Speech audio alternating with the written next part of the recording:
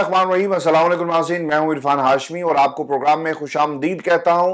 Viewers, सबसे पहले अहम खबरें और चंद अहम सवालात। शहबाज शरीफ साहब को इस वक्त एक बड़ी हार का सामना है और दूसरी तरफ इमरान खान को एक बड़ी फतह नसीब हुई। सुप्रीम कोर्ट का तारीखी फैसला आया और पाकिस्तान तहरीक इंसाफ अब एक अक्सरियती जमात पार्लियामान में बन चुकी है और दूसरी तरफ वोट चोर परेशान हैं और एक्सटेंशन अब कैंसिल हो गई है।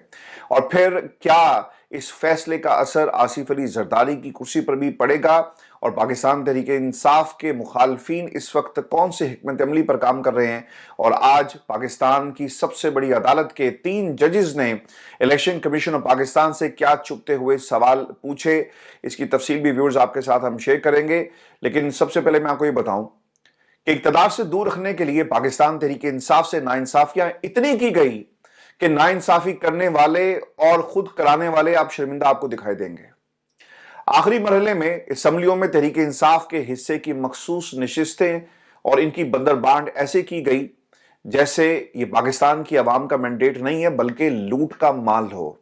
और इतनी बड़ी नाइंसाफी अदालतों के लिए अब जस्टिफाई करना जो है वो मुश्किल नजर आ रहा है। आज इंसाफ की बहाली के हवाले से पाकिस्तान तहरीक इंसाफ के लिए ये एक उम्मीद की किरण है। सुप्रीम कोर्ट ने सुन्नी इत्तेहाद कौंसिल की दरखास्त समाअत के लिए मंजूर करते हुए मखसूस नशिस्तें दीगर सियासी जमातों में तकसीम करने के फैसले को मुअत्तल कर दिया है।